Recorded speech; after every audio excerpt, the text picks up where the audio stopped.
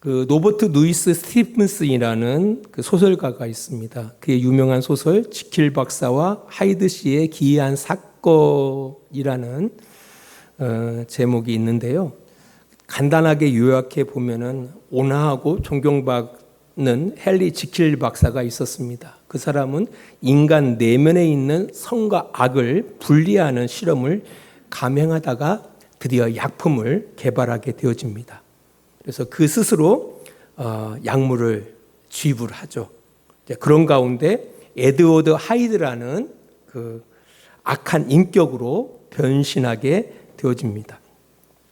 처음에는 하이드로서 자신의 어두운 욕망을 충족시키고 또 아침이면은 지킬로 돌아오는 것을 반복합니다. 근데 점차 그 악한 하이드의 영향력이 강해집니다. 더 이상 통제할 수가 없는 겁니다. 결국 지킬은 자신이 그 하이드를 통제할 수 없다라는 것을 알게 되어지고 그런 결과물을 편지에 남긴 채 스스로 목숨을 끊음으로 소설은 마쳐집니다. 이 소설은 인간 본성의 그 이중성의 그 위험성을 말해주고 있습니다. 사람은 누구나 인간 본성의 이중성으로 인한 그 위험성이 도사리고 있습니다. 신앙의 유인들도 그렇습니다. 이스라엘 역사상 가장 위대한 왕, 가장 존경받는 사람, 두말 나위 없이 다윗을 꼽습니다. 그는 혼란스러웠던 이스라엘을 통일하고요, 강력한 왕국으로 발전시킨 왕입니다. 그의 뛰어난 리더십 또한 포용력으로 영토를 확정했고요, 정의와 공의로 이스라엘 백성들을 다스립니다. 그래서 그가 통치할 때에 이스라엘은 어떤 시대보다 안정과 번영 가운데 살게 되었습니다. 또한 이 다윗은 하나님을 향한 깊은 신앙을 갖고 있었습니다. 그는 어떤 어려움 속에서도 하나님을 경외하는 것을 잊지 않았습니다. 우리 사무엘상 13장 14절입니다. 지금은 왕의 나라가 길지 못할 것이라 여호와께서 왕에게 명령하신 바를 왕이 지키지 아니하였으므로 여호와께서 그의 마음에 맞는 사람을 구하여 여호와께서 그를 그의 백성의 지도자로 삼으셨느니라 하고, 그래서 성경에서는 그를 그렇게 평가해요. 하나님이 그를 그렇게 평가합니다. 하나님의 마음에 맞는 사람이었다. 또 후대에 이스라엘 백성들도 다윗을 그렇게 평가합니다. 그는 하나님의 마음에 맞는 사람이다. 그랬던 그 다윗이 사무엘하 11장을 바라보면은 그와 전혀 다른 모습, 그 하이드의 모습으로 11장이 전개되어집니다. 11장의 내용을 한번 요약해 보았습니다. 다윗은 자기의 충성스러운 부하 우리아의 아내 밧세바를 왕궁에 불러들여서 동침이 아니에요. 강간합니다. 그리고 밧세바가 임신하게 되어져요. 이런 자신의 죄를 은폐하기 위해서 전쟁 가운데 우리아를 돌아오게 합니다. 그리고 밧세바와 동침하게 하지만 우리아는 전쟁터에 있는 부하들을 생각하면서 아내와 함께하지 않습니다. 왕의 제안을 거절했던 겁니다. 결국 다윗은 요압에게 편지를 보내서 우리아를 가장 치열한 전투 가운데 내보내 죽게 합니다. 그와 함께 그의 군사들도 죽게 되어집니다. 그리고 우리아가 죽은 이후에 이 밧세바를 자기의 아내로 삼습니다. 그런 내용이 사무엘하 11장의 내용입니다. 이 다윗이 밧세바와 그의 남편 그리고 그의 군사들에게 행했던 일들을 한번 제가 정리해 보면서 대한민국 형법에 적용해 분석해 봤습니다. 제가 한 게 아니라 AI한테 부탁을 했습니다. 먼저 첫 번째, 밧세바에게 행한 행위에 대해서 AI는 이렇게 말하더라고요. 형법 제297조 강간죄. 그러니까 당시 밧세바가 다윗의 권력에 의해 굴복하여 명시적인 거부 없이 성관계가 이루어졌다고 하더라도 왕이라는 그의 지위와 권력은 밧세바에게 상당한 심리적인 압박으로 작용했을 가능성이 있다라는 거예요. 그래서 다윗은 강간죄를 저질렀다라고 말하더라고요. 두 번째, 우리아와 그의 부하들에 대한 행위. 형법 제250조 제1항 살인죄.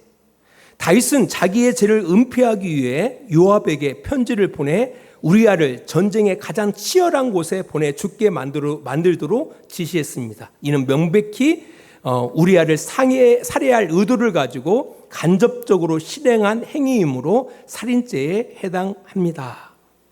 그 다음에 이어서 형법 제31조 1항의 살인교사죄, 또 이어서 또 국가를 향하여 왕으로서 직무유기를 한 거예요. 직권 남용을 했다라는 겁니다.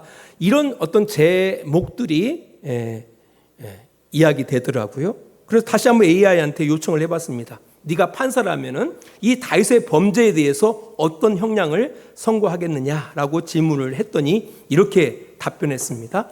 판사로서 저는 다윗이 저지른 죄의 심각성, 특히 자신의 지위를 이용하여 충성스러운 우리 부하들을 살해하고 그 아내를 범한 행위는 그 죄질이 매우 나쁘다고 판단할 것입니다. 따라서 무기징역이나 사형을 선고하는 것이 마땅하다고 생각됩니다. 라고 답변을 하더라고요. 요즘은 이렇게 좋아졌어요. 예. 사실 다윗을 영웅화하고자 하는 어떤 사람들은 이 가해자인 이 다윗을 피해자로 이렇게 둔갑을 시켜요. 오히려 피해자인 밧세바에게 나름의 책임이 있다라고 주장하는 이들도 있습니다. 그 주장들을 살펴보면은 한 세 가지 정도로 생각해 볼 수가 있는 거거든요. 첫 번째, 밧세바가 목욕하는 그 장면이 왕궁 옥상에서 볼 수 있는 상황이었다라는 거예요. 그러니까 가끔 그러잖아요. 예전에 이제 젊은 처자들이 짧은 치마를 입고 다니면 사람들이 뭐 남자가 안 쳐다보면 될 텐데 쳐다보게 하고 혹시라도 뭐 어떤 성적인 희롱이나 성적인 어떤 추행을 행했을 때 오히려 그 일을 행한 남성보다는 그의 빌미를 졌다라는 어떤 차원에서 여성에게 그 손가락질하는 그런 경우들이 있잖아요. 그렇다라는 거죠. 두 번째로는 밧세바가 소극적으로 응하거나 동의했을 가능성이 있다라는 거예요.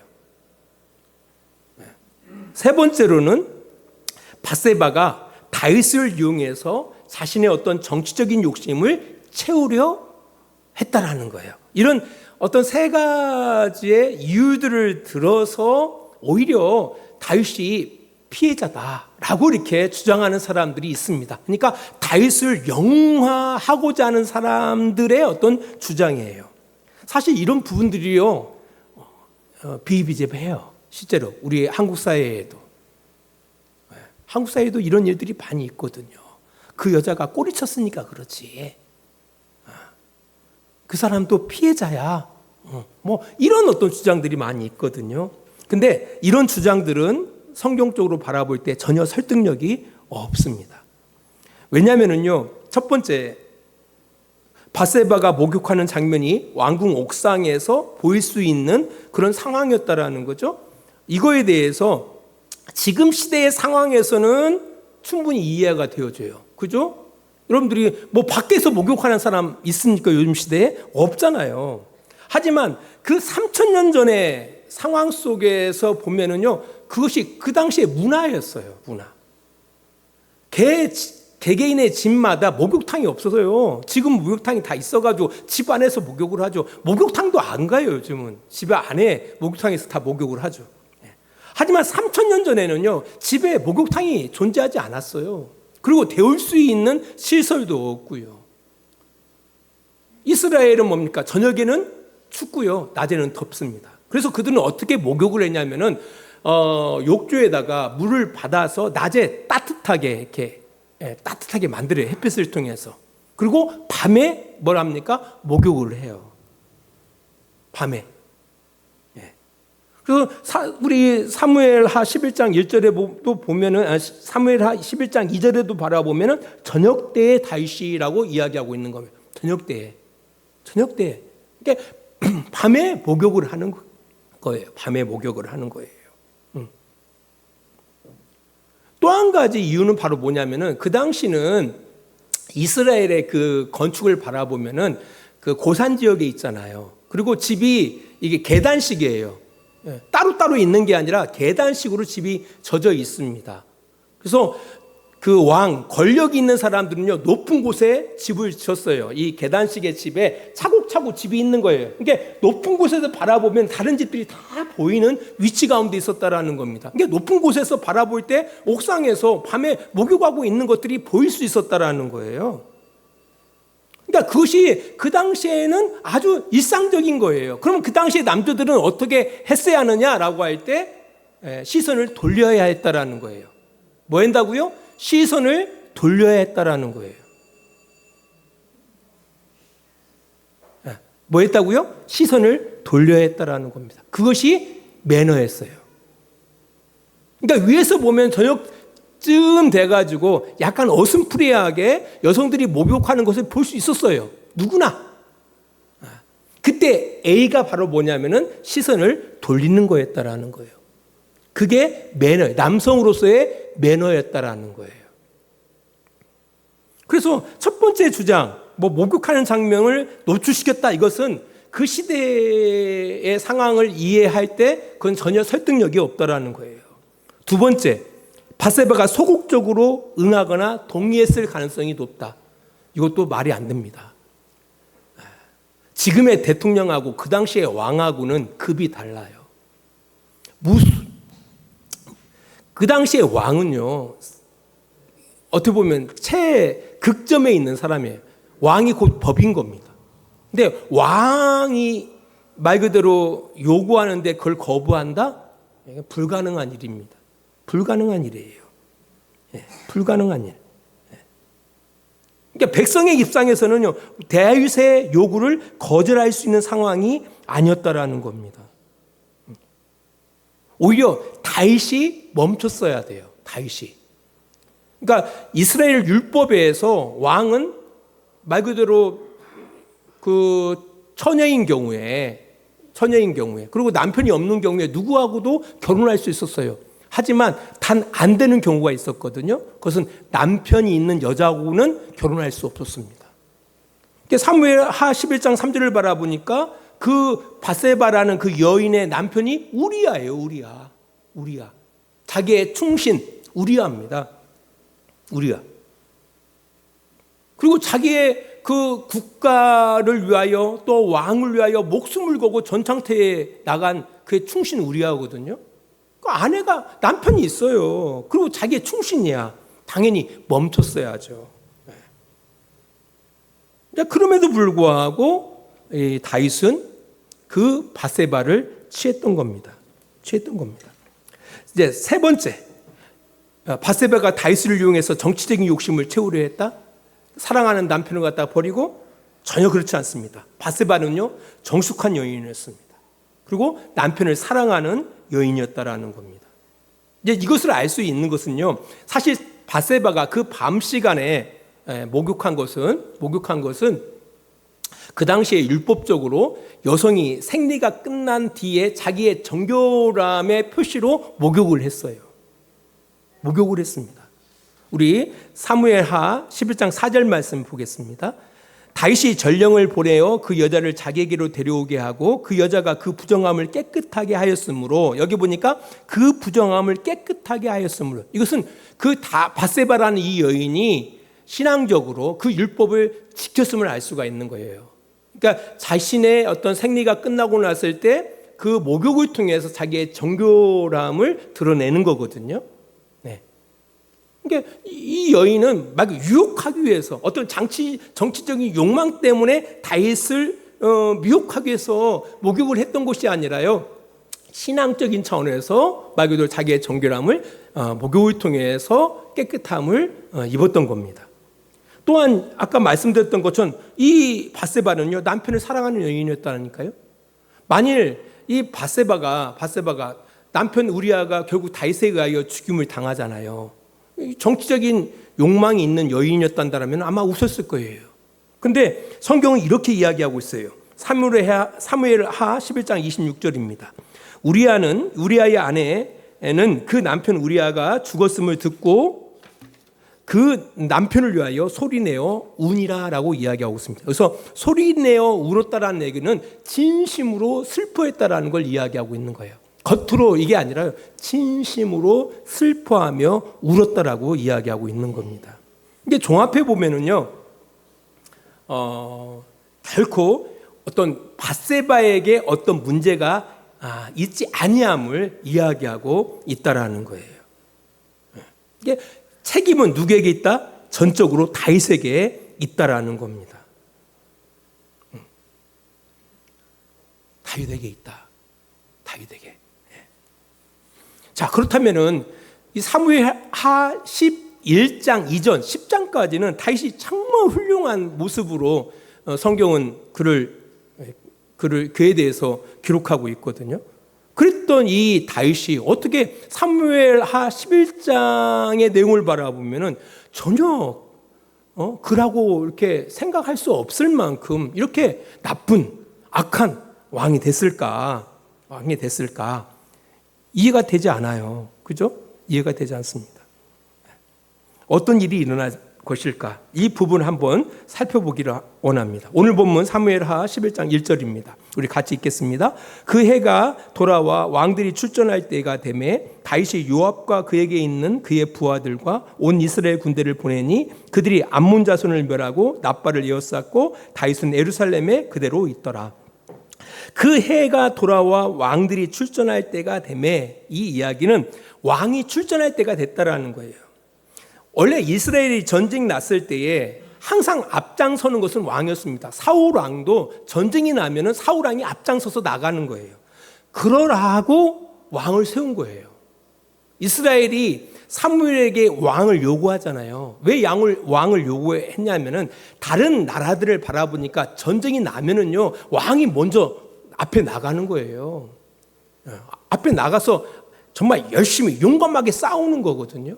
이제 그걸 바라보니까 부러운 거예요. 왜냐하면 이스라엘은 12지파로 이렇게 뭉쳐진 이 공동체라 서로 눈치만 보고 있는 거예요. 누가 먼저 싸우지? 그러니까 잘못하면 어떻게 이게 오합지졸이 되어지는 거야. 하나도 뭉쳐지지 않고. 근데 다른 나라를 바라보니까 한 명의 왕을 딱 세워놓으니까 그 왕이 진짜 그 전쟁이 나면 앞장서서 막 싸우니까 함께 하는 거죠. 지더라도 해보다가 지는 거지. 이것이 부러워서 왕을 세운 거거든요. 다윗도 마찬가지예요. 이전 10장까지의 다윗의 모습, 다윗이 전쟁이 났을 때의 다윗의 모습을 바라보면요, 그는 누구보다 앞장서서 전쟁에 나갑니다. 앞장서서 전쟁에 나가서 용감하게 싸웁니다. 뿐만 아니라 싸우기 전에 하나님 앞에 엽죽습니다. 엽주고 하나님의 응답을 따라서 순종합니다. 이것이 늘 이루어지는 그 전쟁 가운데 임했던 다윗의 태도였어요. 그런데 문제는 사무엘하 11장을 바라보니까 그 해가 돌아와서 왕들이 출전할 때에 다윗은 예루살렘에 그냥 머물고 있는 거예요. 머물고 있는 겁니다. 뭔가 달라진 거예요. 이제 왜 그랬을까? 우리가 사무엘하 10장까지 내용을 바라보면요, 이스라엘이 강성해져 가지고요, 싸움마다 하나님께서 승리케 하십니다.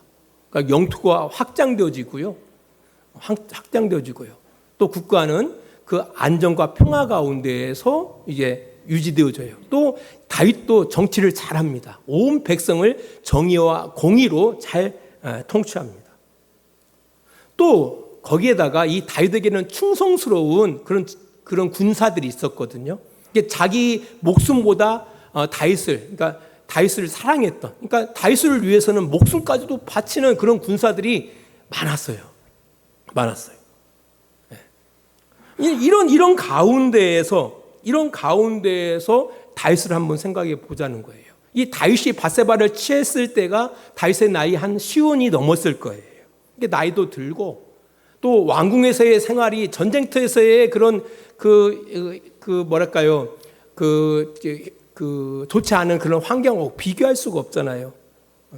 왕이 돼서 나라도 안정되고 또 군사력도 막강하고 그런 가운데에서 그 왕궁에서의 생활이 너무 좋았던 거죠. 그 전쟁터에서의 그 척박한 생활하고는 비교할 수가 없는 거예요. 이런 어떤 여러 가지 것들이 모아져서 누구에게? 이 다윗에게 어떤 안일함과 나태함을 주지 않았나라고 상상할 수가 있다라는 거예요. 이런 모습을 우리가 알게 하는 말씀이 있습니다. 사무엘하 11장 2절입니다. 우리 같이 읽습니다. 저녁 때에 다윗이 그의 침상에서 일어나 왕궁 옥상에서 거닐다가 그곳에서 보니 한 여인이 목욕하는데 심히 아름다워 보이는지라. 여기 보면은 저녁 때는 뭐 하는 거죠? 잠을 자기 위해서 준비하는 거예요. 저녁 때. 근데 다윗이 그의 침상에서 일어났다라고 이야기하고 있어요. 그 얘기는 바로 뭡니까? 낮잠을 잤다라는 거예요. 그러니까 잠을 자야 할 시간에 다윗은 낮잠을 잔 거예요. 낮잠을 잔 거예요. 아니, 전쟁 중인데 그의 충성스러운 그의 부하들은 목숨 걸고 국가를 위해서 싸우고 있는데 왕은 뭐 하고 있어요? 낮잠을 자고 있었다라는 거예요. 낮잠이 올까요? 낮잠이 왔다라는 거예요. 그만큼 그 다윗의 마음속에 뭐가 있었어요? 평안함이 있었다라는 거예요. 나태함이 있었다라는 거예요. 뭐가? 우리의 훈련이 잘 된 나의 부하들이 여전도, 그러니까 암몬과의 싸움은 이것은 문제가 되지 않아. 이런 안일함이 누구에게? 다윗에게 있었다라는 거예요. 그러니까 그것을 이렇게 그런 생각을 할 수 있는 말씀이 성경에도 기록되어져 있어요. 11장 1절을 바라보니까 그의 돌아와 왕들이 출전할 때가 되매 다윗이 요압과 그에게 있는 그의 부하들과 온 이스라엘 군대를 보내니 그들이 암몬 자손을 뭐하고? 멸하고. 그러니까 그의 부하들만 가서도 충분히 이기고 있는 거예요.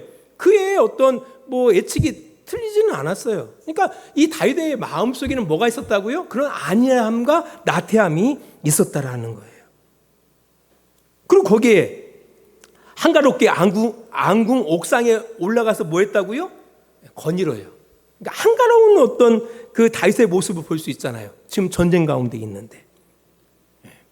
그가 그 나라 일에 또 전쟁에 막 여러 가지 골머리 가운데에서 그래 잠깐 피곤해서 낮잠 잘 수 있어요. 그렇더라도 책상머리에 앉아서 좀 고민을 해야 하잖아요. 근데 이게 한가롭게 왕궁 옥상에서 거닐다가 그 모습을 보게 된 거예요. 이게 보게 됐을 때 어떻게 해야 돼요? 머리를 돌렸어야지. 이전의 다윗의 모습이라고 생각한다면은 돌렸어야죠. 근데 자세히 본 것 같아요. 자세히 보니까 너무 아름다운 거야. 이 다윗은요, 그의 평안한 환경들, 그 편안한 환경들이 그를 나태함과 안일함 속에서 그가 길들여졌다라는 거예요. 이때 조심해야 하는 거예요. 항상 문제는 아무 일이 없을 때 문제는 일어나는 거예요.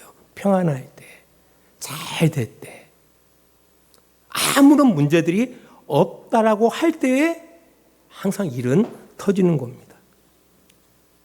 제일 무서운 것은 바로 뭐냐면은 그 환경을 의지해서 누구를 잃어버릴까요? 하나님을 잃어버리게 되어집니다. 이건 제 말이 아닙니다. 신명기 8장 11절입니다.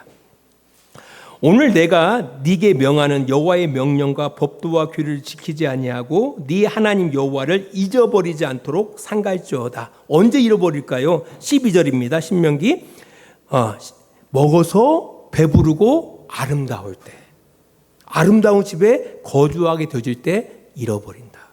뭔다고요? 먹어서 배부르고 아름다운 집을 짓고 거주하게 될 때 누굴 잃어버린다고요? 여호와를 잊어버릴까 주의하라. 13절입니다. 네 소와 양이 번성하며 내 은금이 증식되며 내 소유가 풍성하게 될 때에 잃어버리게 된다라는 거예요. 14절은 이렇게 이야기해요. 네 마음이 교만하여 네 하나님 여호와를 잊어버릴까 염려하노라. 그러니까 다윗도 그랬던 거예요. 다윗도 사람이에요. 왜 이 어떻게 보면은 영과 같은 존재, 모든 사람들에게 존경받을 만한 이 다윗을 이렇게 그의 그 죄를 까발릴까? 우리에게 뭘 이야기하고자 할까라고 할 때 이렇게 신앙의 위인처럼 보이는 이 다윗도 뭐 한다라는 거예요? 교만해진다라는 거예요.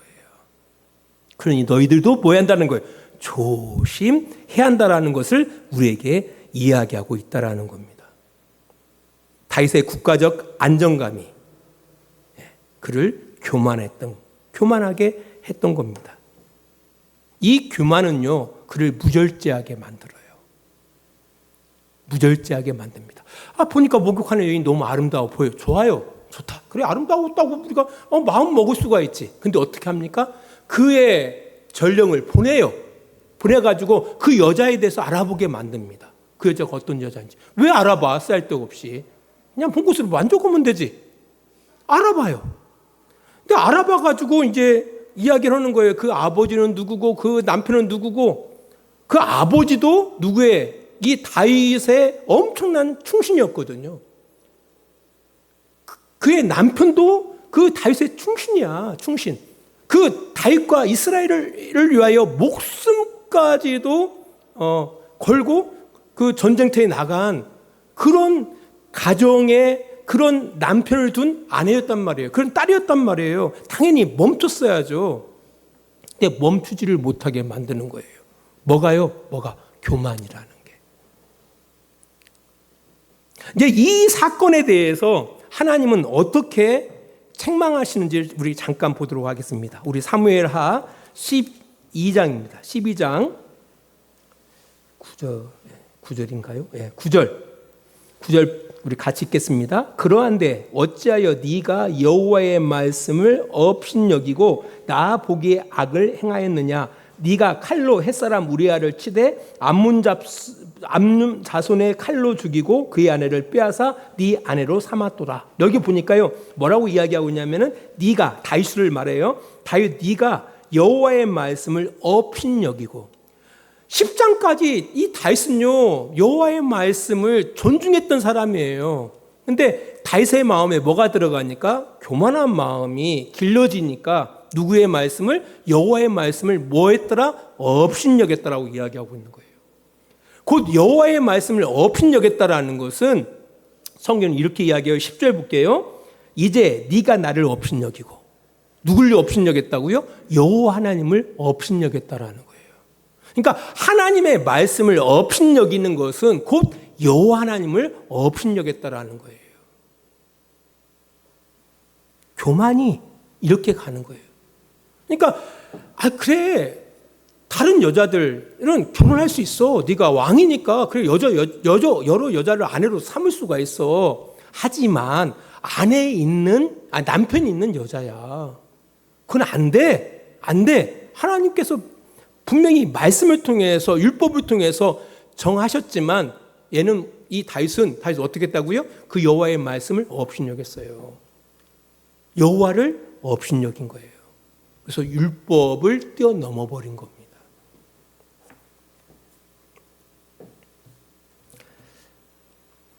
근데 우리도 마찬가지예요. 마치 작은 구멍 하나가 거대한 댐을 무너뜨리시오. 진짜 사소해 보이는 그런 문제와 결함이요, 오히려 우리 인생 전체를 무너뜨리게 하는 심각한 결과를 초래할 수가 있다라는 거예요. 그래서 우리가 늘 조심하면서 살아가야 한다라는 겁니다. 말씀의 결을 맺으면서요, 이 다윗 10장까지는 늘 여호와 하나님과 함께하는 다윗의 모습을 볼 수가 있어요. 근데 우리가 이런 생각을 하셔야 돼요. 나는 다윗처럼 그럼 편안하고 안락한 환경이 아니니까 전혀 그렇지가 않습니다. 전혀 그렇지가 않습니다. 불편하고 전혀 기대하지 않는 열악한 환경도 마찬가지예요. 그 환경을 의지할 때에도 우리는 언제든지 누구를 떠날 수 있어요? 하나님을 떠날 수 있다는 사실을 기억하셔야 돼요. 그러니까 사람이 있을 때만 교만해지는 것이 아닙니다. 없을 때에도 뭐 할 수가 있어요? 교만해질 수가 있다라는 겁니다. 그래서 자기 인생을 저주하고요. 부정하고요. 네. 이런 문제 가운데 나아갈 수가 있다라는 겁니다. 그래서 중요한 것은 우리가 어떤 환경, 어떤 상황 속에서 누구와 함께하는 삶, 하나님과 함께하는 삶이 중요한 겁니다. 그래서 신명기 6장 5절 말씀을 통해서 말씀의 결론을 맺고자 하는데요. 어떻게 하면 그러면 주님과 늘 함께하면서 살 수 있을 것이냐라고 할 때 신명기 6장 5절은 이렇게 말합니다. 우리 같이 읽습니다. 너는 마음을 다하고 뜻을 다하고 힘을 다하여 네 하나님 여호와를 사랑하라. 노력해야 한다라는 거예요. 하나님 사랑하기를, 하나님과 함께하기를 노력해야 한다라는 겁니다. 그런 차원에서 두 가지만 말씀드릴게요. 길지 않습니다. 우리 주일은 꼭 지키자. 주일은 꼭 지키자. 네. 아무것도 아닌 것처럼 보이지만 아닙니다. 우리 주일학교는 너무너무 중요합니다. 주일은 꼭 지키자. 네. 목숨 걸고 지키자. 아니 유대의 신앙이 그렇더라고요. 그들은 안식일은 꼭 지키거든요. 왜 지킵니까? 전쟁을 나도 안식일을 지킵니다. 전쟁에서 패하는 일이 있다 하더라도 신앙적인 명예를 지켜요. 안식일은 출전하지 않습니다. 안식일에는 총과 칼을 들지 않습니다. 그렇다고 해가지고 집중 거부하자는 얘기가 아닙니다. 주일은 되도록이면 지키자. 이거 중요합니다. 또 한 가지 바로 뭐냐면 우리 아침마다 말씀 날아갈 거예요. 그 말씀은 꼭 읽자. 기도하겠습니다. 하나님 아버지 감사합니다. 우리의 믿음의 선배도 정말 존경받고 칭찬받는 그 다윗도 하나님을 떠나게 되어질 때, 그가 교만하여 하나님을 떠나게 되어질 때 철저하게 실패하고 많은 이들에게 눈물과 고통을 주는 그런 사건을 오늘 말씀을 통해서 보게 되어집니다. 하물며 우리는 어떻겠습니까? 하나님 항상 우리 자신들을 돌아보게 하시고 서서 주님 앞에 복종시키는 우리들이 되어지기를 원합니다. 뜻을 다하여 마음을 다하여 힘을 다하여 여호와 하나님과 함께하는 복된 삶 실패하지 않도록 주님 도와주시옵소서. 예수님 거룩하신 이름으로 기도합니다. 아멘. 이제는 우리를 사랑하시는 우리 아버지 하나님의 그 크신 사랑하심과 예수 그리스도의 십자가의 은혜하심과 성령의 감화와 감동과 지키시고 인도하심이 오늘도 시간을 구별하여 주님의 뜻 안에 살아가고자 노력하는 귀한 성도들의 머리 위에와 그들의 가정과 직장과 사업장이 다 되어지기를 예수 그리스도의 이름으로 간절히 축원하옵나이다. 아멘.